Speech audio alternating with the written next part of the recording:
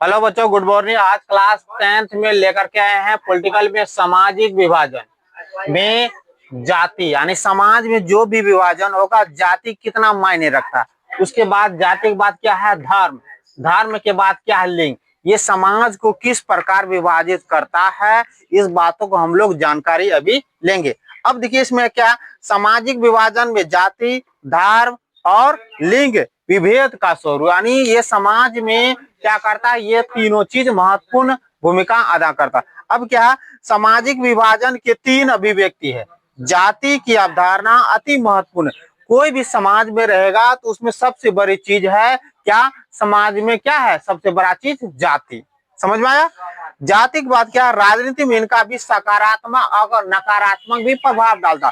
कभी कभी राजनीति में आप लोग देखते हैं जाति के अनुरूप से गणना करता है और उस क्षेत्रों में आप लोगों को वही कैंडिडेट उपस्थित करवा देता।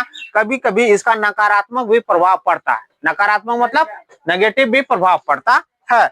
और जाति व्यवस्था राजनीति में कई तरीके की भूमिका निभाता। अब देखिए राजनीति में जो है जाति कई तरीके से अहम महत्वपूर्ण भूमिका अदा करती है। एक तरफ राजनीति में जातीय विभिन्नताएं होती है और असमानताएं वंचित और कमजोर समुदायों के लिए भी बातें आगे बढ़ाता। कभी कभी राजनीति में जाति क्या रहता है, कमजोर जो समुदाय रहते हैं और जो वंचित रहते हैं उन बातों के लिए क्या करते हैं, वो आगे बढ़ाते हैं और अपनी हिस्सेदारी का मांग की गुंजाइश पैदा करते। नहीं बोलता हमारा राजनीति में हिस्सा है, उस चीजों को क्या करते हैं, बात उठाते हैं। और इस अर्थ में राजनीतिक जातिगत राजनीति में दलीय और पिछड़े जातियों के लिए सत्ता तक पहुंचना। अब देखिए राजनीतिक में कोई पिछड़े जाति, इससे पिछला वाला वीडियो में मैंने जिक्र किया था कि राजनीतिक सत्ता में पिछड़े जाति, जैसे बिहार में, जैसे बिहारियों के साथ में महाराष्ट्र में चले गए लोगों के साथ में क्या किया था, अत्याचार किया था। और उसी तरह है कि पहुंचे और निर्णय की प्रक्रिया को बेहतर ढंग से प्रभावित करने की स्थिति भी पैदा होती है। और दूसरी ओर सिर्फ जाति पर जोर देना नुकसानदेह भी हो सकता। कभी कभी कोई राजनीतिक माहौल में या सामाजिक माहौल में जाति पर पूरा जोर देता है, कभी कभी इसका बहुत ज्यादा क्या होता है, नुकसान भी हो जाते।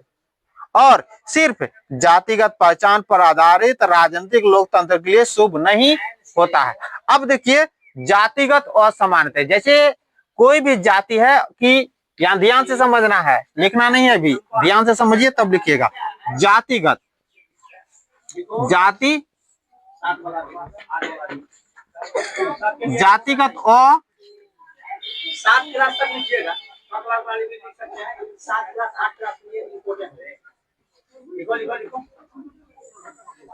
अब देखिए क्या बोला, जातिगत समानता लिखेंगे और समानता लिखेंगे, यानी जाति एक दूसरे से क्या असमान है ना।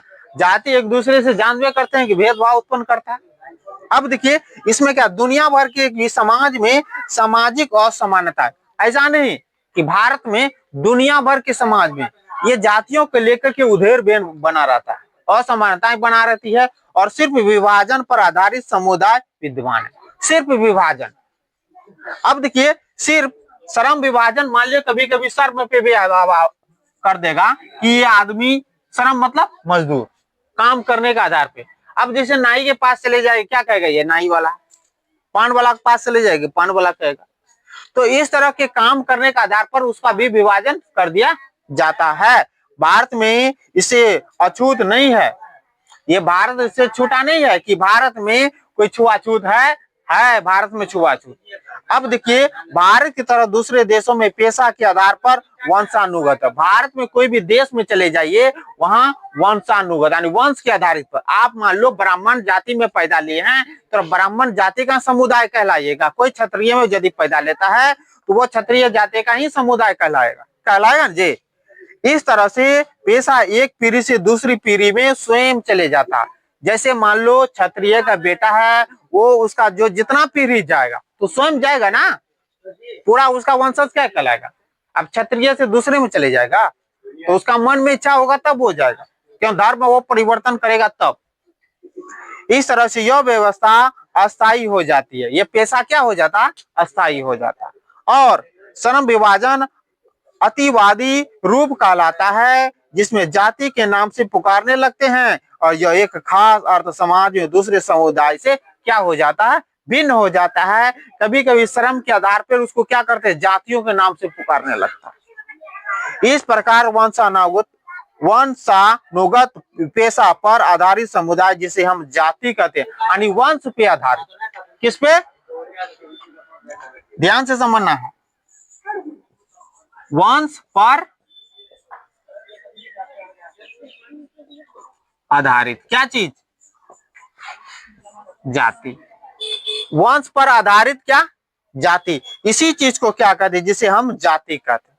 नहीं बोलता किस वंश का है, किस समुदाय का है, इसीलिए कहा जाता है। और की स्वीकृति रीति रिवाज से भी होती है। किसी किसी का देखिएगा, सब जातियों का धर्म, जितने भी जाति हैं सबका रीति रिवाज सेम नहीं होता है, एक दूसरे से अलग होता है। चाहे आजमा के देख लीजिएगा, हिंदू को देख लीजिएगा, मुसलमानों को देख लीजिए, सिख देख लीजिए, ब्राह्मण को देख लीजिए, सभी का अनुरूप क्या है, एक दूसरे से रीति रिवाज अलग है। और जिसे रीति रिवाज अलग है, इनकी पहचान एक अलग समुदाय के रूप में होता है, इनकी पहचान एक अलग समुदाय के रूप में होता है। और इस समुदाय के सभी व्यक्तियों को एक या मिलती जुलती पेशा है, सभी का मिलती जुलती पेशा।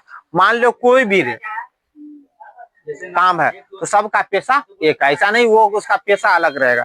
इसीलिए इनकी बेटे बेटियों की शादी आपसी समुदाय में होता है। जैसे मान लो ब्राह्मण का यदि बेटा है और ब्राह्मण का किसी ब्राह्मण दूसरे ब्राह्मण का बेटी है, दोनों में क्या होगा, शादी विवाह होगा।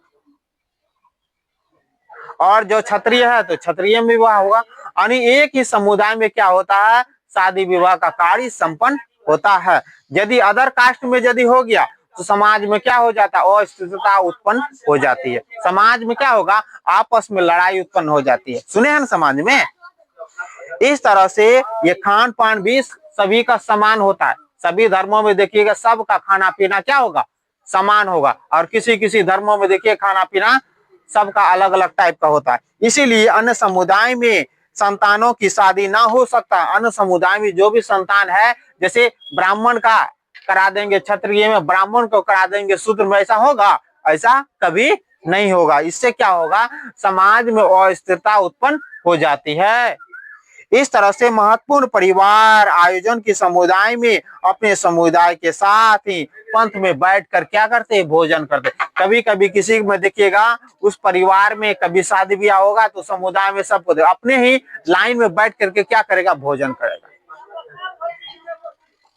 इस तरह से भोजन करते हैं। कहीं कहीं तो ऐसा देखा गया है कि अगर एक समुदाय का बेटा या बेटी दूसरे समुदाय का बेटा या बेटी शादी कर ले तो बोलता उसे पंथ से काट दिया जाता। कभी कभी नहीं बोलते हैं, एक जात का रहे, एक जाति का रहे, दूसरी जाति में विवाह कर लेता है, उसको उस समाज से उसको बर्खास्त कर दिया जाता है। कहने का तात्पर्य है कि उस समाज से उसको क्या कर देता, निकाल दिया जाता। ऐसा भी पड़ता है। अब देखिए, तो उसे अपने समुदाय से काट कर दूसरे समुदाय में वैवाहिक संबंध बनाने वाले परिवार को समुदाय से क्या कर देता है, बर्खास्त कर देता है और निकाल देता है। तो चलते हैं, उसके बाद क्या है, वर्ण व्यवस्था। वर्ण